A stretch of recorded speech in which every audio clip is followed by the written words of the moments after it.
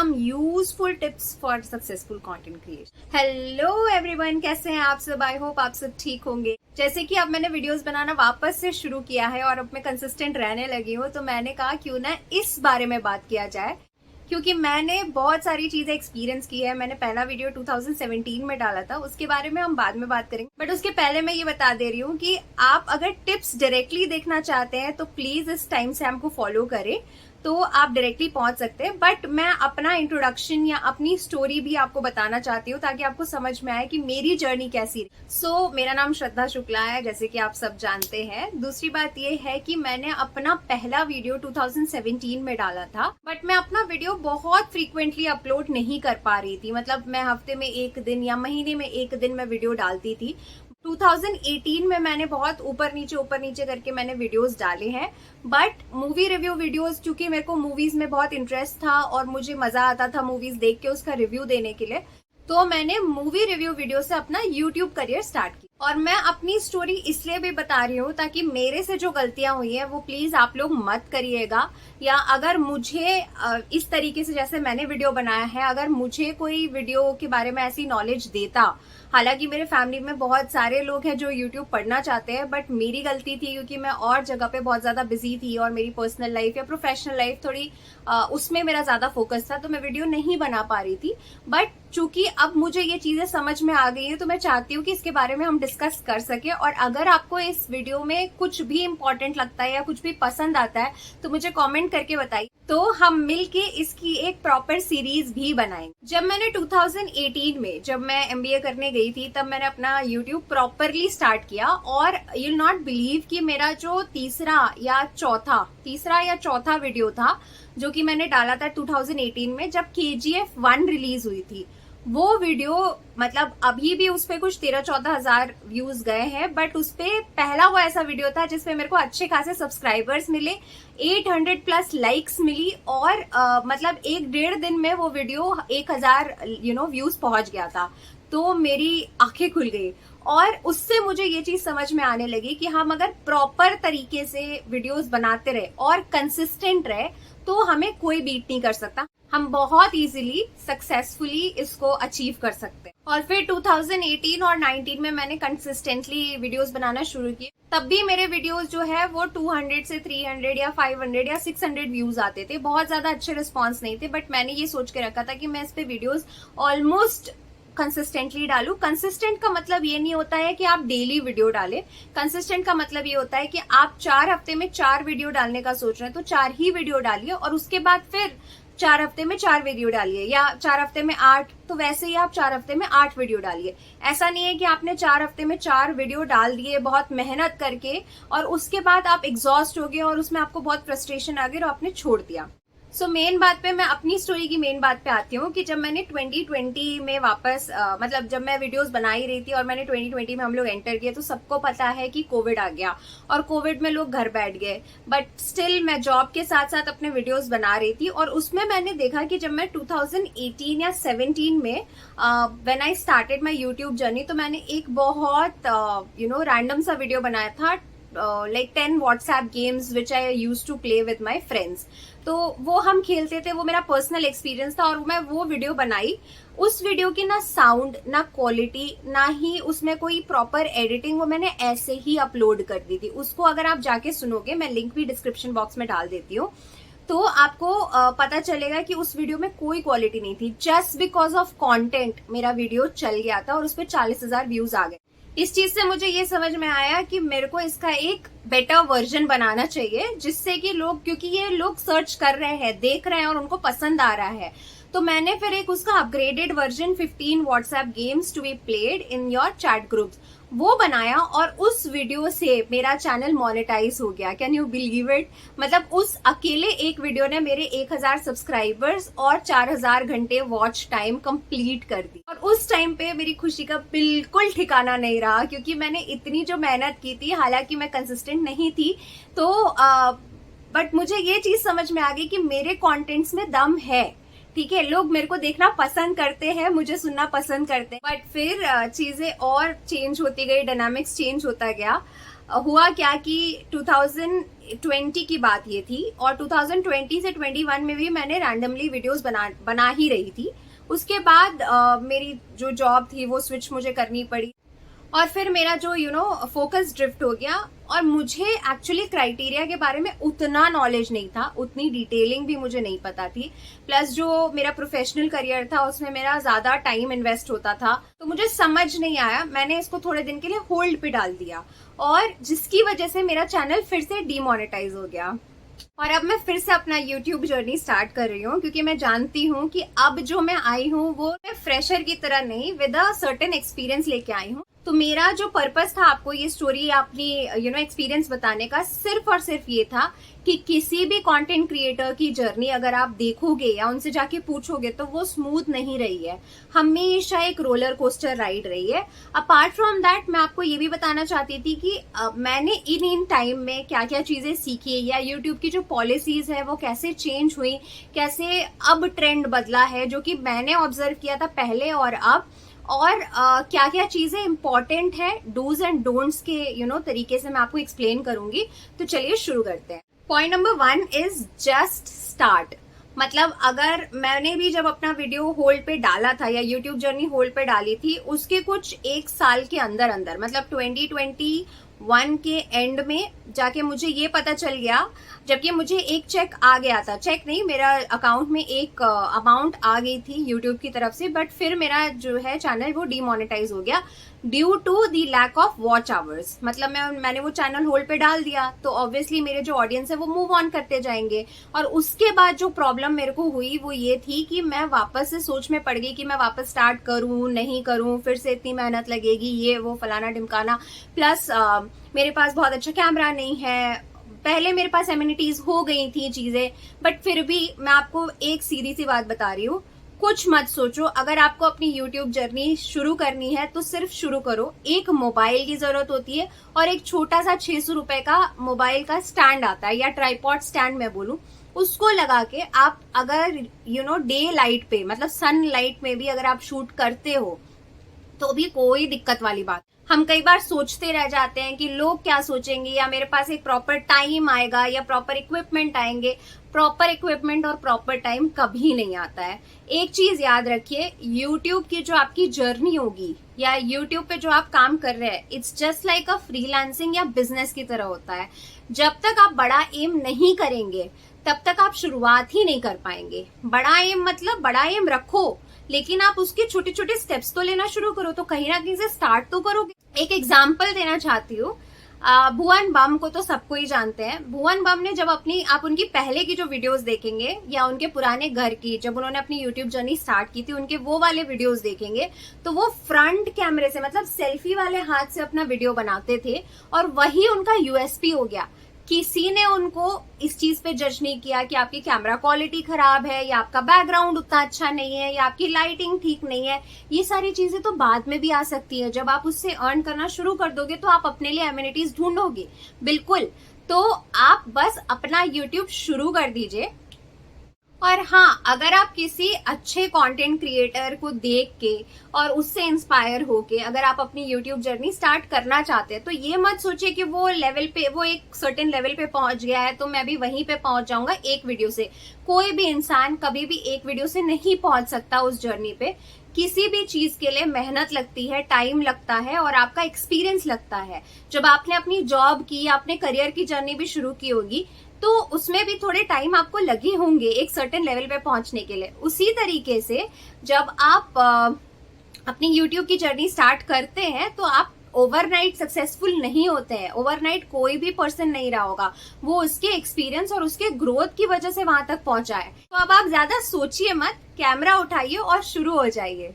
Number 2, no your goal. No your गोल का मतलब ये है कि आपको पता होना चाहिए कि आप अपनी YouTube की जर्नी क्यों शुरू कर रहे हैं। मतलब या तो आप किसी पर्टिकुलर नीश में इंटरेस्टेड है उसलिए शुरू कर रहे हैं, या फिर आपको फैशन या ब्यूटी या इन सब चीजों में इंटरेस्ट है और आप उसमें अपना करियर बनाना चाहते हैं, तो आप उसकी वजह से YouTube में भी अपनी मार्केटिंग करना चाहते हैं। तो इसकी वजह से आपका एक प्रॉपर फ्रेमवर्क हो जाएगा, या आपको एक डायरेक्शन मिल जाएगा कि आप अपनी यूट्यूब जर्नी कैसे शुरू करें, या आप अपने करियर गोल की तरफ कैसे पहुंच सकते। से दो चीजों का हेल्प होगा। पहला तो मैंने आपको बताया कि फ्रेमवर्क मिल जाएगा।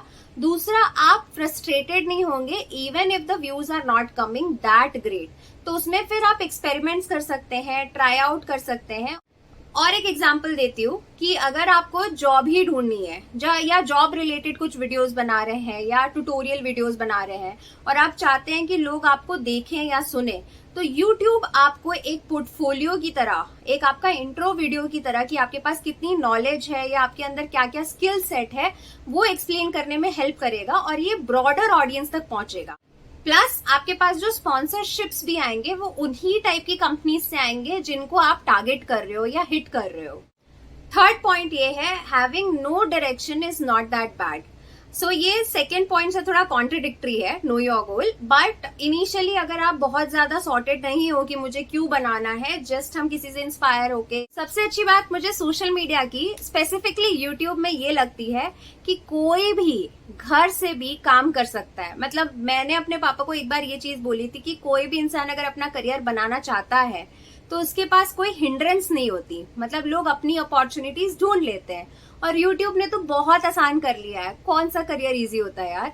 तो मतलब अगर आपके पास कोई गोल नहीं भी है और आप कुकिंग वीडियो से फॉर एग्जांपल आप स्टार्ट करना चाहते हैं, आप घर पे रहते हैं, कोई दिक्कत वाली बात नहीं है, आप एक्सप्लोर कर सकते हो जैसे कि मैंने किया। मेरा कोई पर्टिकुलर नीश नहीं था। मेरा पहला वीडियो था वो इंग्लिश लैंग्वेज के रिलेटेड था। मैंने उसमें एक छोटी सी ग्रामर रिलेटेड चीज उसमें बताई थी। फिर उसके बाद मैंने मूवी रिव्यू वीडियोस बनानी स्टार्ट की। फिर मैंने गेम्स के बारे में डिस्कस किया। फिर उसके बाद मैंने इंग्लिश या बुक्स के रिव्यूज के बारे में स्टार्ट किया। तो मेरा कोई पर्टिकुलर नीश नहीं था, तो मैं बहुत सारी चीजें एक्सप्लोर कर सकती थी। हाँ, अगर आपके पास नीश है तो बहुत अच्छी बात है, लेकिन आपके पास अगर नीश नहीं है तो ये भी एक बहुत अच्छी बात है कि आप अपने आप को ढूंढ रहे हो और क्या चीज नहीं कर रही है या क्या चीज ट्रेंडिंग नहीं है जिसपे आपके व्यूज नहीं आ रहे हैं या जो वर्कआउट नहीं कर रहा है उसको आप कट डाउन भी कर सकते हो। फोर्थ पॉइंट ये है, एम्ब्रेस योर नेचुरलनेस। नेचुरलनेस से मेरा कोई और कहना नहीं है, मेरा सिर्फ ये कहना है कि हम सब के अंदर एक क्रिंजपना होता है, ठीक है। और यूट्यूबिंग या आप कैमरे के सामने कभी भी आते हैं तो that is cringe, we should understand. मैं अब जब वीडियो स्टार्ट कर चुकी हूँ तो मेरे आसपास वाले, इनफैक्ट मेरे ऑफिस वाले भी वीडियोस देख के बोलते हैं ये क्या ओवर एक्टिंग करा है तुमने।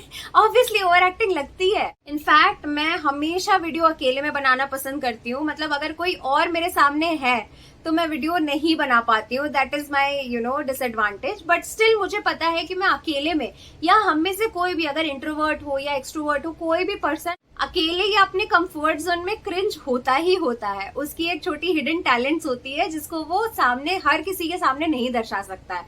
बट ऑब्वियस ही बात है, यूट्यूबिंग इज क्रिंज बिकॉज जैसे हम हैं वैसे ही हमारी ऑडियंस हमें देखना चाहती है और इसमें कोई शर्म वाली बात नहीं है। अगर कोई आपको क्रिंज बोल भी रहा है तो एकदम खुले में एक्सेप्ट करो, एक्सेप्ट योर क्रिंजनेस, यही आपका यूएसपी बनेगा। फिफ्थ पॉइंट ये है, सेलेक्टिंग अ नीश। बट मैं इसमें एक और चीज ऐड कर रही हूँ कि नीश नहीं भी है तो भी कोई बहुत बड़ी बात नहीं है फॉर स्टार्टिंग। तो मैं ये दोनों पॉइंट्स को थोड़ा एक्सप्लेन करना चाहती हूँ कि सेलेक्टिंग अ नीश और नीश में भी एक सब नीश आता है। से फॉर एग्जाम्पल अगर मुझे मूवी रिलेटेड चीजें पसंद है तो उसका भी एक बहुत ब्रॉडर कंटेंट है। अब अगर मैं चाहूँ तो उसको भी एक कट डाउन कर सकती हूँ, या तो मैं साउथ इंडियन मूवीज की बात करूँ या मैं पर्टिकुलरली किसी रीजनल फिल्म की बात कर सकती हूँ, बॉलीवुड की बात कर सकती हूँ, हॉलीवुड की बात कर सकती हूँ, ओटीटी प्लेटफॉर्म्स की बात कर सकती हूँ। तो अगर आप अपना नीश खुद सिलेक्ट करना चाहते हैं तो बहुत अच्छी बात है, क्योंकि हमें पता होता है और हमें वो करने में मजा भी आता है। लेकिन अगर आपके पास कोई पर्टिकुलर नीश नहीं भी है तो आप नेचुरल रहिए, आप अपनी स्क्रिप्टिंग या अपने कंटेंट को इस तरीके से तैयार कीजिए कि लोग आपको पसंद करें या आपको देखने आए। सो फिफ्थ पॉइंट को मैंने ये नाम दिया है, बी योर ओन नीश। अगला पॉइंट जो मैं बताने वाली हूँ इसका मैं क्रेडिट नहीं लूंगी। ये वीडियो बनाने के टाइम पे मैंने थोड़ी बहुत रिसर्च भी की थी और मैं एक कंटेंट क्रिएटर के चैनल पे पहुंची और उनसे मैंने ये चीज इंस्पिरेशन ली और ये बहुत सही पॉइंट भी मुझे लगा कि keep a mix of high and low effort video. High effort video मतलब जिसमें आपको बहुत एडिटिंग की जरूरत है, बहुत ज्यादा कैमरा फिक्सिंग की जरूरत है, लाइट फिक्सिंग की जरूरत है, बहुत अच्छे कैमरे से शूट करना पड़ रहा है या बहुत रेडी होना पड़ रहा है, वो होता है हाई एफर्ट वीडियो। और जो लो एफर्ट वीडियो है उसका मतलब ये है कि आप थोड़े भी रेडी हो गए, आपका कंटेंट रेडी है, आपका स्क्रिप्ट रेडी है, या आपके 4-5 वीडियोस ऑलरेडी क्रिएटेड है, छोटे छोटे क्लिप्स जिसको आप शूट करके डाल सकते हो, या आप जस्ट कैमरे के सामने बैठ के उसको 1 घंटे में निपटा सकते हो, तो that is a low effort video. अगर आप ये दोनों को मिक्स करके बनाओगे तो आप बहुत ज्यादा बर्नआउट नहीं होगे, पहली बात। दूसरी बात, ये बिल्कुल मत सोचो कि एक हाई एफर्ट वीडियो की ही वजह से आपका चैनल चलेगा, बिल्कुल ऐसी बात नहीं है। लो एफर्ट वीडियोस भी लोग पसंद करते हैं। मैंने आपको एग्जांपल दिया ही था कि मेरा जो 2017 का जो वीडियो था वो क्यों चला, just because of a content. मैंने उसमें कुछ भी नहीं किया, आई एम रियली टेलिंग, मैंने उसको जस्ट शूट किया और उसमें आवाज भी प्रॉपर नहीं थी। तो लो एफर्ट वीडियो भी लोग पसंद करते हैं अगर आपका कंटेंट अच्छा है, आपकी डिलीवरी ऑफ कंटेंट बहुत सही है, और तीसरी बात यह है कि लोग उससे रिलेट कर पा रहे हैं कि नहीं। And last but not the least, study different content creators as well. मैं इन्फ्लुएंसर नहीं बोलूंगी, मुझे इन्फ्लुएंसर वर्ड पसंद भी नहीं आता है, क्योंकि इन्फ्लुएंसर वो होते हैं जो किसी की लाइफ में कुछ इम्पैक्ट ला सके या इन्फ्लुएंस कर सके। So I consider myself as a content creator. But अगर आप दूसरे कंटेंट क्रिएटर्स को भी देख रहे हैं, अगर आपने कोई पर्टिकुलर नीश पकड़ी है, आप उसी पे वीडियो बनाना चाहते हैं, नहीं तो आप एक्सप्लोर करना चाहते हैं, तो आप एक चीज ये कर सकते हैं कि एक बहुत सक्सेसफुल कंटेंट क्रिएटर उस पर्टिकुलर नीश की वीडियो देखना शुरू कीजिए। नेक्स्ट, आप उसी में अपकमिंग जिनके 10-10 हजार या 15-15 हजार सब्सक्राइबर्स हैं उनके भी वीडियोस देखिए। या अगर आप जो हायर जो सक्सेसफुल कंटेंट क्रिएटर थे उनका अगर आप वीडियो देखते हैं तो उनके पुराने वीडियोस देखिए जहां से उन्होंने अपना जर्नी स्टार्ट किया है। बट मैं पुराने वीडियोस ना देखने का रेकमेंड करूंगी, क्योंकि हर 4 साल में ट्रेंड चेंज होता है। तो आप एक बार स्टडी कर सकते हैं कि उनके वीडियो की जर्नी कैसी जा रही है, कौन कौन से टॉपिक्स उनके बहुत ज्यादा शूट हुए हैं, किस टॉपिक्स पे वो कैसे वीडियोस बना पा रहे हैं, कैसे लोग उनको कौन कौन सी ऑडियंस आती है, किस टाइप की ऑडियंस उनकी वीडियो पे स्टिक हो सकती है।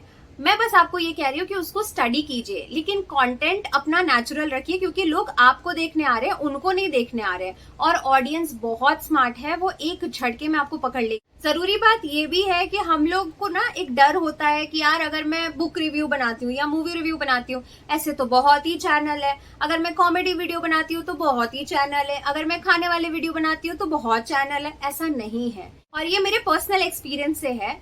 आज से 7 साल पहले जब मैंने अपनी YouTube की जर्नी स्टार्ट की थी तो मैंने किसी को नहीं बताया था अपार्ट फ्रॉम माई ब्रदर। मैंने अपने पापा मम्मी को भी नहीं बताया था कि मैं वीडियोस बनाती हूँ। तो हुआ ये कि मेरे कॉलोनी में एक आंटी थी, वो भी अपना कुकिंग वीडियो शूट कर रही थी, और उस टाइम पे वो बहुत एक्साइटेड थी, और उन्होंने 3 से 4 वीडियो बनाने के बाद वो बंद कर दिया। एक्चुअली होता क्या है ना, जो यूट्यूबर स्टार्ट करते हैं वो बहुत एक्साइटमेंट से तो शुरू करते हैं, बट उनको बहुत सारी चीजों का रियलिटी चेक भी मिलता है कि ये ऐसा नहीं है कि सिर्फ वीडियो बनाया शूट किया रातों रात चमक गया, ऐसा कुछ नहीं होता है। प्लस उसमें एडिटिंग का बहुत काम होता है, स्क्रिप्टिंग का बहुत काम होता है, तो it takes a lot of effort, जो कंफर्ट जोन या पार्ट टाइम जॉब जैसा या इंटर्नशिप जैसा नहीं है ये।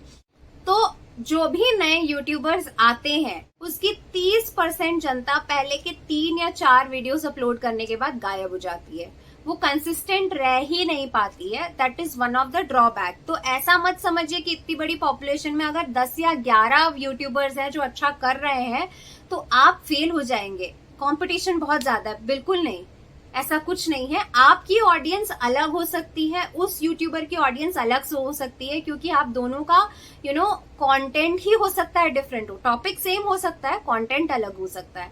और जो लोग थोड़ा कंसिस्टेंट रह भी लेते हैं, थोड़ा मोटिवेटेड होते भी हैं, थोड़ा और एक्साइटेड होते हैं, वो मेरी तरह कुछ टाइम के बाद अपनी यूट्यूब जर्नी को होल्ड पे डाल देते हैं। अगर उनको बहुत ज्यादा उस पे ऑडियंस नहीं मिल रही, या कुछ फ्रूटफुल नहीं लग रहा है, या वर्कआउट नहीं कर रहा है, तो मैं आपको सजेस्ट करूंगी ऐसा मत कीजिए। चाहे आपको एडिटिंग उतनी अच्छी नहीं आती हो, चाहे आपको प्रॉपरली स्क्रिप्टिंग भी ना आती हो, ठीक है, आजकल तो चैट जीपीटी है, आपको स्क्रिप्ट भी रेडी करके दे देगा, हुक लाइंस रेडी करके दे देगा, स्ट्रैटेजीज बना के दे देगा। तो आजकल तो सारी चीजें प्लेट में है, ऐसा हमें लगता है, बट बहुत सारे एफर्ट्स हमारे कम हो चुके हैं। तो प्लीज वीडियोस कंसिस्टेंटली बनाइए, बर्नआउट मत होइए, टाइम पीरियड फॉलो कीजिए, बट आप वीडियोस बनाइए। आप 3-4 यूट्यूब चैनल अपने ही नीश वालों को ओपन कर लीजिए, उनके ट्रेंडिंग वीडियोस देखिए जिसपे ज्यादा व्यूज आ रहे हैं। और ट्रेंड हर 4 साल में चेंज होता है। मैं अपने पर्सनल एक्सपीरियंस से फिर से बता रही हूँ कि हर 4 साल में, पिछले 4 सालों में मैंने जो वीडियोस बनाए थे, जो चले थे, वो आजकल कोई सर्च कर भी नहीं रहा है। तो प्लीज आप ट्रेंडी वीडियोस को देखिए, उनके टॉपिक्स उठाइए, उनका कंटेंट सुनिए, समझिए, स्टडी करिए और उसके बाद अपना कंटेंट खुद बनाइए। सबसे छोटा सा टिप एक क्लास में मैं दे दूंगी। अगर आप अपने थंबनेल या एसईओ या डिस्क्रिप्शन बॉक्स में आपको क्या करना है, टैग्स क्या करने हैं, वो सब भी आपको चैट जीपीटी पे मिल जाएगा। थंबनेल अगर आपको चैट जीपीटी पे नहीं मिल रहा है, आप इजी से एक छोटा सा सिंपल थंबनेल भी बनाएंगे ना, तो वो आपको कैनवा पे मिल जाएगा। सारी डिटेल्स आजकल चैट जीपीटी पे बहुत प्यार से अवेलेबल होती है related to YouTube. But again, अपने कंटेंट पे कॉम्प्रोमाइज मत कीजिएगा, अपने कंटेंट को ज्यादा से ज्यादा समय दीजिएगा और ट्राई कीजिएगा कि इसको आप ऐसे ही चलते फिरते ना पूरा करें। आजकल तो बॉलीवुड कंटेंट की वजह से पिट गया है, तो फिर हम क्या। बाकी यही सारी चीजें मैं अपनी यूट्यूब जर्नी में इम्प्लीमेंट करने की कोशिश कर रही हूँ। और अगर आपको भी इन टिप्स से थोड़ा भी फायदा मिला है तो प्लीज मुझे कमेंट सेक्शन में बताएं। इन केस आपको कुछ इसमें ऐड करना है तो वो भी प्लीज मुझे बताएं, ताकि ये मुझे भी हेल्प कर सके। और अगर हेल्प मिली ही है तो कमेंट करके जरूर बताइएगा, तो हम इसका एक सीरीज वीडियो भी बनाएंगे रिलेटेड टू यूट्यूब जर्नी, क्योंकि मैं खुद भी लर्न कर रही हूँ। लर्निंग का कभी भी एंड नहीं होता है।